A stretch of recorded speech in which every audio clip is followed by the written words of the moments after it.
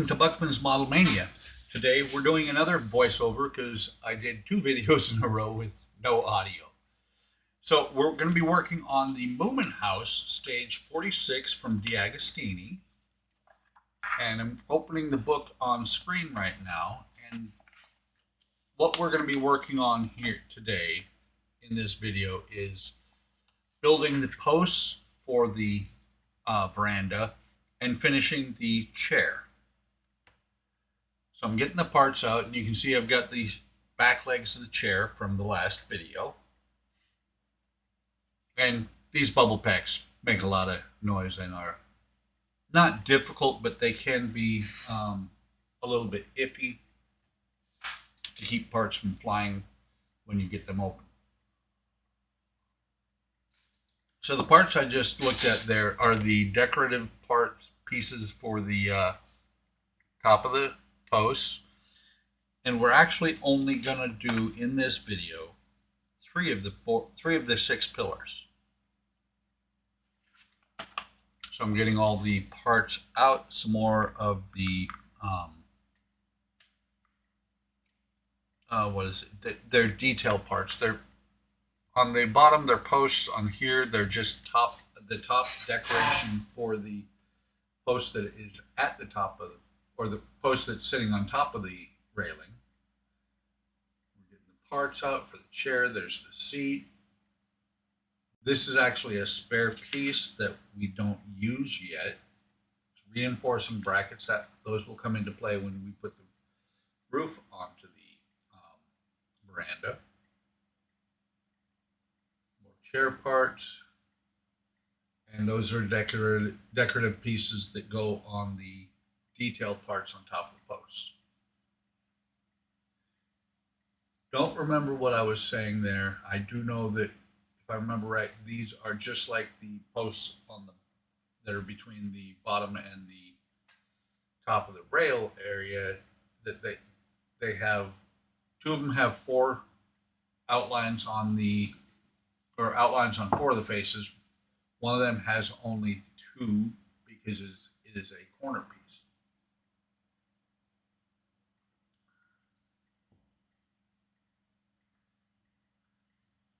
Just like the past couple of videos, I'm getting the slats cut up, or the decorative pieces cut off the slat there so that we can attach them to this, I guess you'd call, I don't want to say post, they call it detail A. That's all that, that's all they call it in the instructions. So those are all cut off. I throw away that little spare slat piece.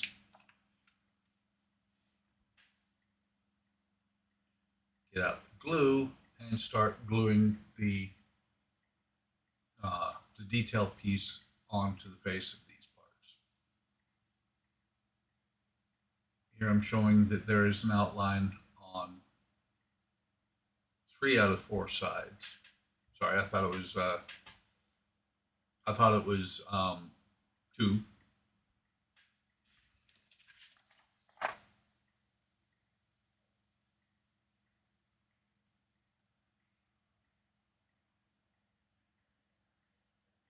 Oh, actually, these are different. Looking at the instructions on these, you have the detail rectangle on here on either 3 sides or on 2. 2 of the parts had it on 3. One of them has it only on 2. And that is because the reinforcing pieces will go up on the top of there.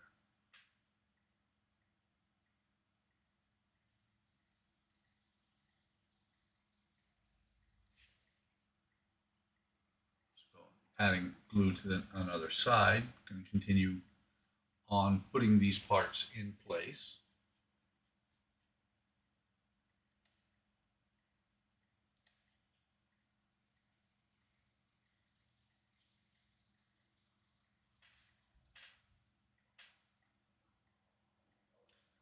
What I'm doing is I'm using the outline to get them as close to perfect as I can.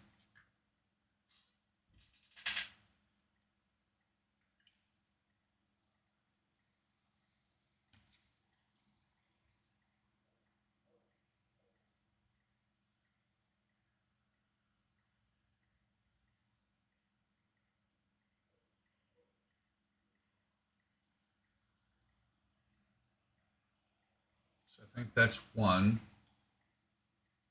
I'm checking to see whether this is three or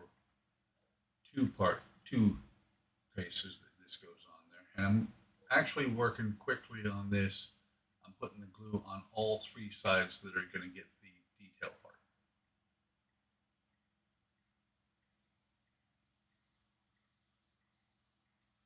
Takes a little bit of adjustment to get each one right.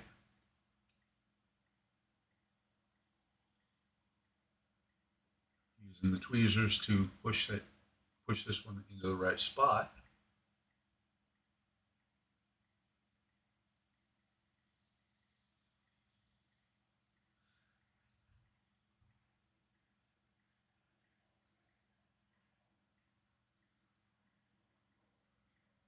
There's the second one going on.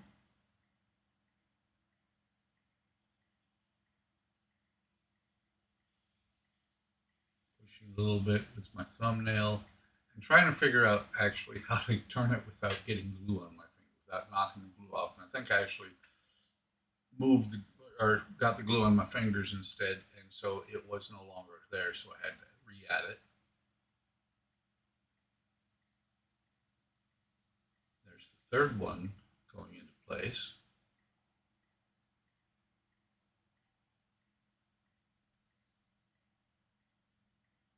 So now I've got the last piece, which should only have two faces that get the parts.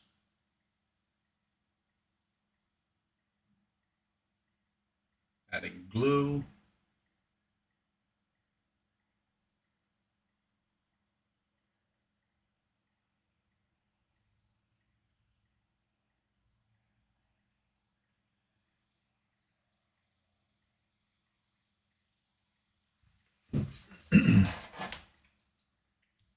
And I'm going back and getting both of these lined up on here.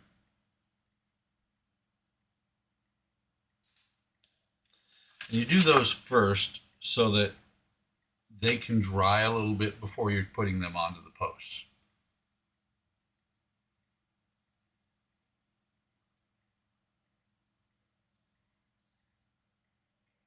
Now we're going to take the detailed parts from the top of the pillars, and I'm cutting them out, being very careful, using my sprue cutters.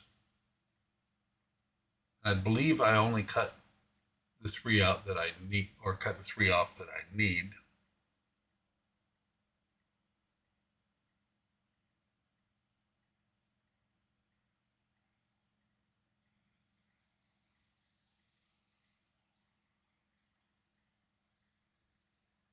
I think, yeah, I missed one part of it. Set that extra one off to the side because they give you a spare.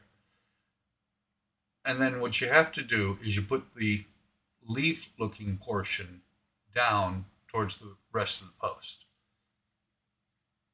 So it looks like that. Do that on all three. And I don't think I glue these. I think I just push them on.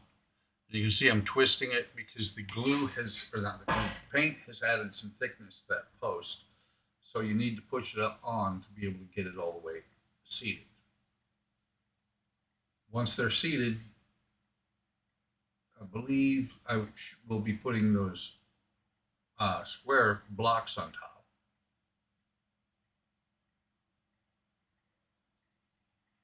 After I turn the page and look and see what it says, which is, that I believe is where it says to put square blocks on. Oh, no, it doesn't. It says to put the pillars on first. And that makes sense because that way you make sure you don't put the wrong square or block detail on top in the wrong spot.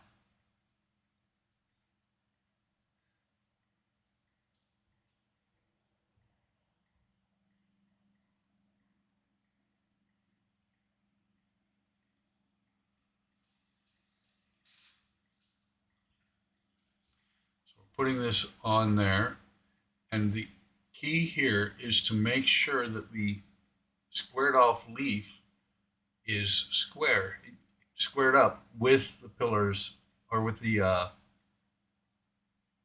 with the flat sides, the railing, because it's going, it would look off if it was crooked. That one was a little bit iffy.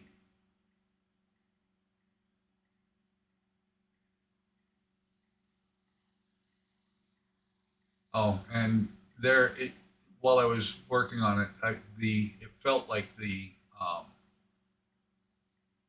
veranda was not sitting level. It was kind of moving. You can see it a little bit. I rocked it back and forth.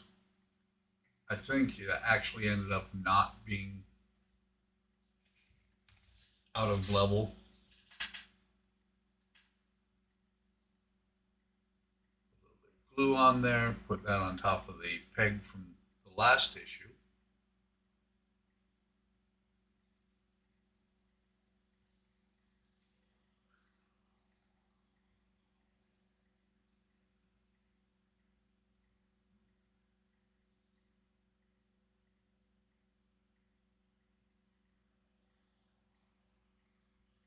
So now we should be taking those blocks and putting them on top of the pillars.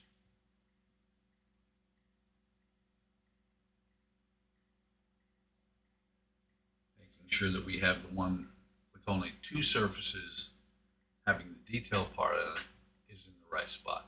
And that's going to go on to the left lower corner there.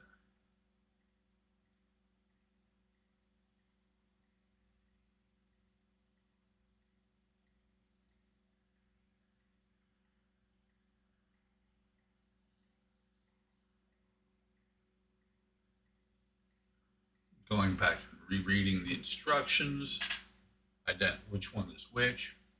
Hindsight being 2020, I know exactly which one goes where.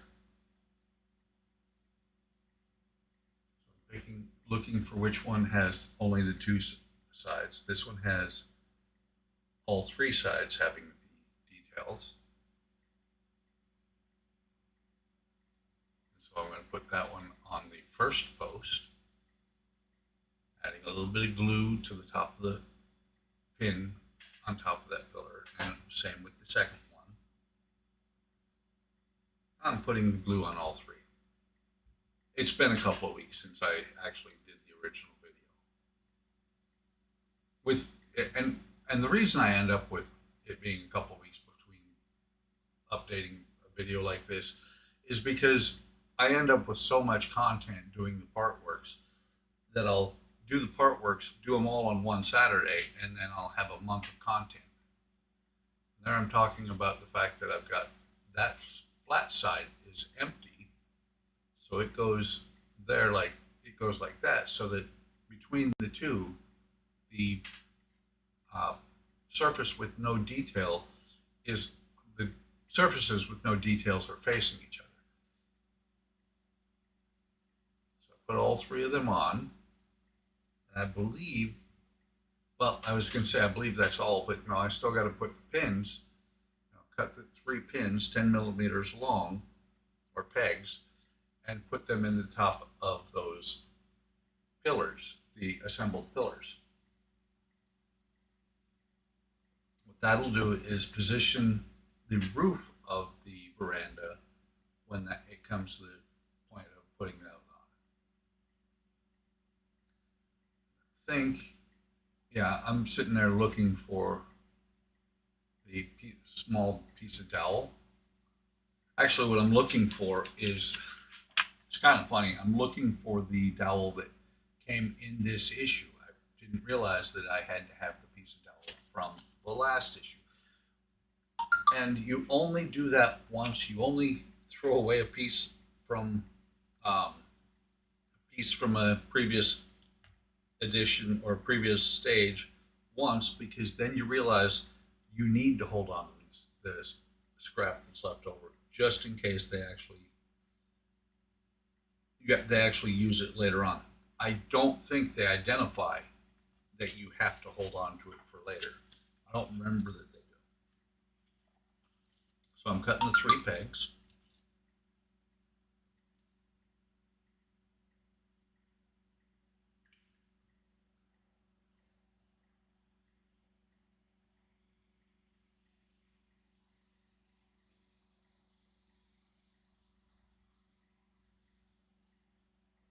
using the number 11 blade versus the number 17. Number 11 being the um, triangle shaped blade, the hobby one that most people use. And there I switched over to the number 17 chisel blade because it actually cuts through a little bit easier.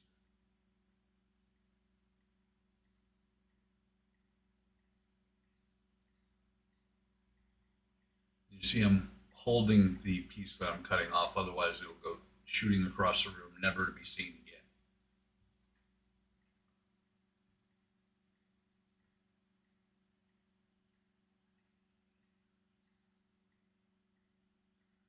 So I'm saving the rest of that miniature dowel, setting it aside. Have not yet done stage 47, which will be the next three pillars, so I don't know. I may actually have to have that piece of dowel.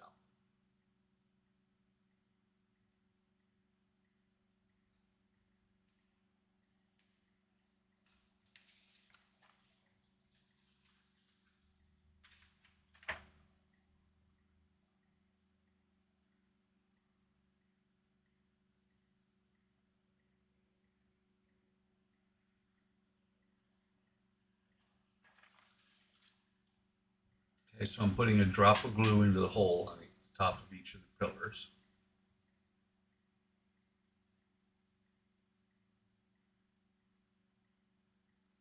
I'm slotting the peg in there. And at this time, the glue on the whole pillar is still relatively wet, so it will shift around on you a bit.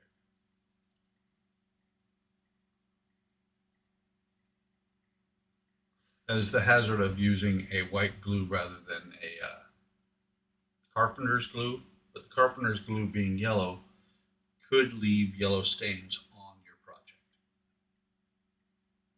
And since this is pre-painted, I want to avoid those yellow stains. Okay, so now we're going to go on to finish the second chair. And unlike the first chair, I'm going to set this aside because it says to hold on to this piece for later.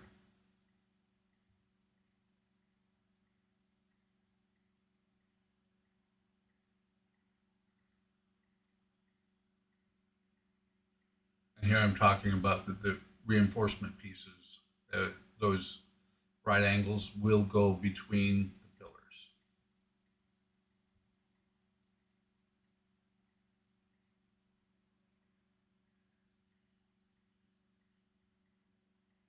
So now we're going to take the pieces of the chair and finish the chair. And unlike the chair we built in the last stage, this one is what looks like a standard kitchen chair.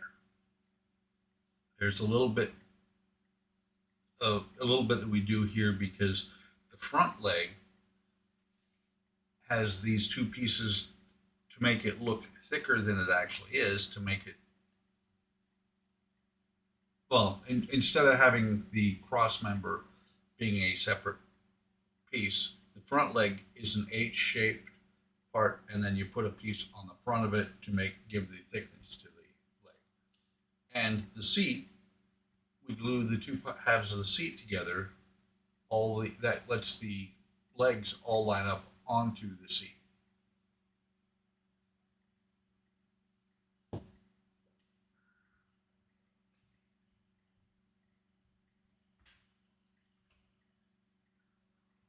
And there I'm just lining it. I thought I was lining it up. I was looking at it to make sure how it would go. Put some glue on there, and then I will line it up the way I want it to look so that it looks right to me.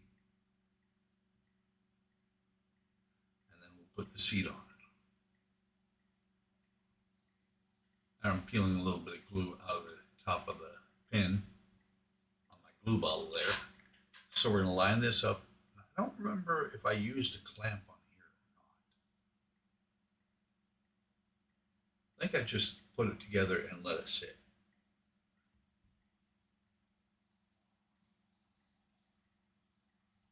Well, And while doing this um, all at one time, what that also helps on is that it lets me um, reposition parts if needed.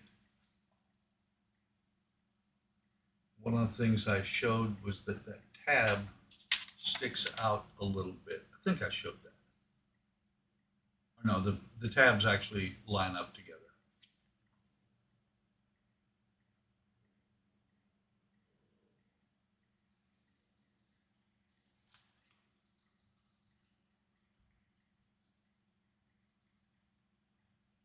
And I'm using a pin to clear the glue out of the um, pipette on this bottle.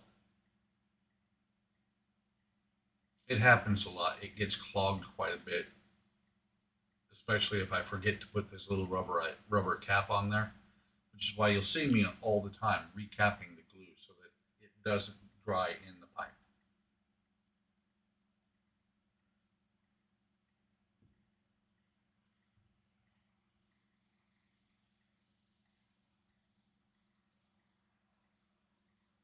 Taking the pin again. Sometimes I actually take the pin from the inside and push it out, which actually pushes the glue out through the top.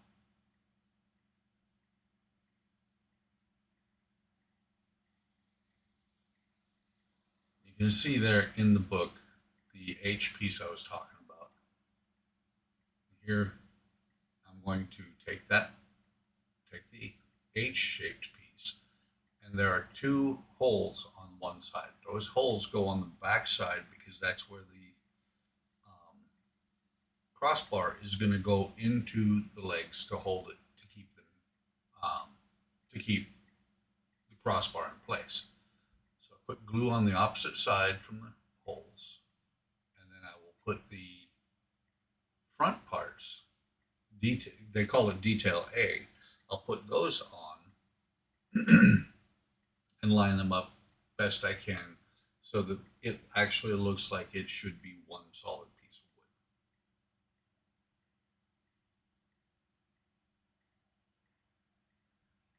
And you can see how there's a narrow part at the bottom on both. You want to line those up, make sure they match perfectly. If they don't, you can sand them down a little bit, to get the right taper. If I remember correctly, I get these on just about perfect and don't have to do any adjustment.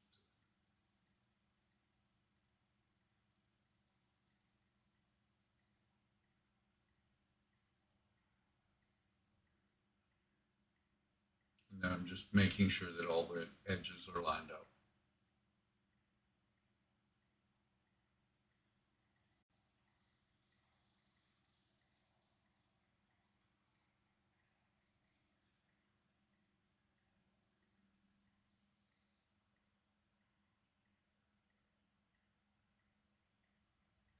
So now going back to the holes in the back side, I'm going to cut apart the two crossbars.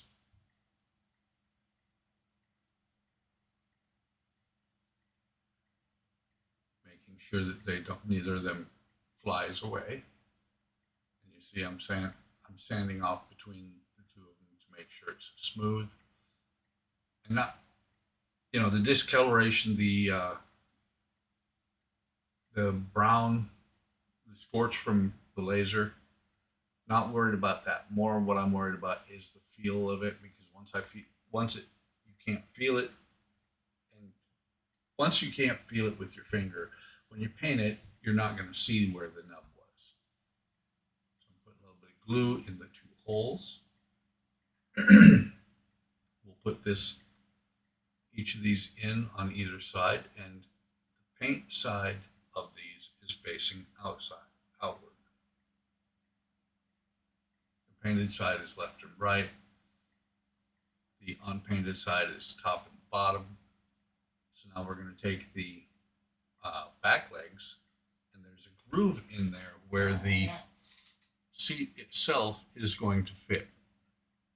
Put a little bit of glue in there. I'm going to slot the seat in there.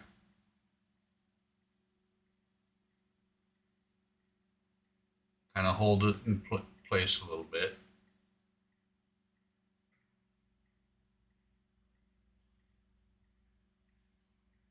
You can see now that the seat is in place. Then down here, where the crossbar is at, is the same place where the two crossbars I put on the front legs are going to line up. Plus, there in the corners are where the front legs are going to meet up with the chair or the chair seat. So I'm going to line these up very carefully. Takes a little bit of, you have to work with it a little bit. I think I actually had to get the tweezers out to get the crossbars to hit the right spot. Once it's dry and painted, there we go. There's the tweezers. Once it's dry and painted, it's solid. But before that point, you gotta make sure you get everything lined up right.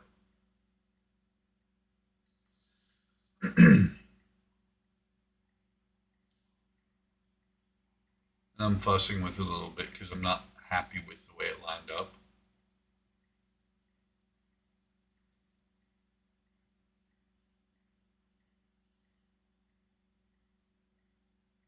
You can see I'm still working with each of them because they didn't look straight. I believe I got them to where they finally looked right, and then I set it down and I let it dry.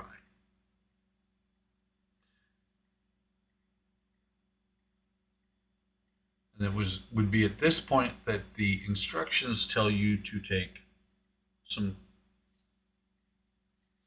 paint and dilute it 1-to-1 with water. But the problem is the paint does not stick very well. You know, craft paint doesn't stick very well unless you've prepped the surface quite a bit, and the white painted sides just it won't stick very well. So I used an antiquing, I think it's Heirloom Classic or whatever. I used a rattle can, same paint that I used on the Eagle.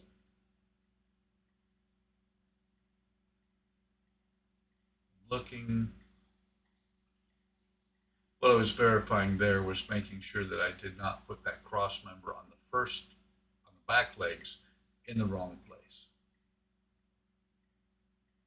Because these weren't lining up to my satisfaction.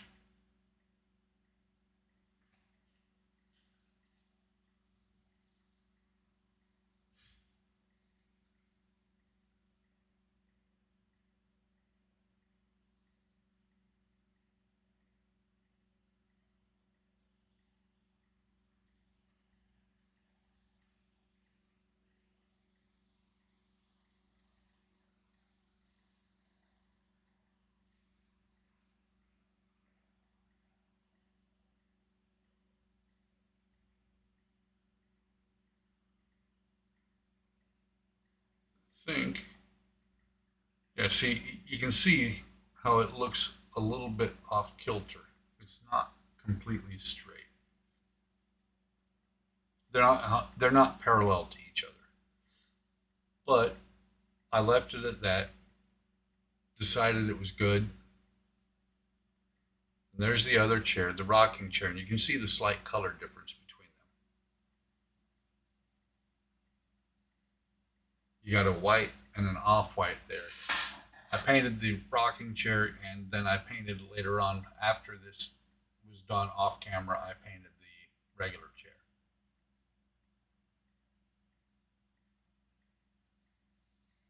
That, I believe, was the end of the video. I'm cleaning off the glue, and here's where I say, let's call this a video. Hope you're enjoying this build. I appreciate you stopping by. If you are enjoying the build, give it a like, give it a, subscribe, and leave a comment. I answer almost every comment I get, and so I really appreciate them. With that, I want to say, take care of yourselves, take care of each other, have a great day, have a great day tomorrow. Come on over to Hobby Time Modelers on Facebook, YouTube, and Discord, see what we're doing, and I will see you in the next video.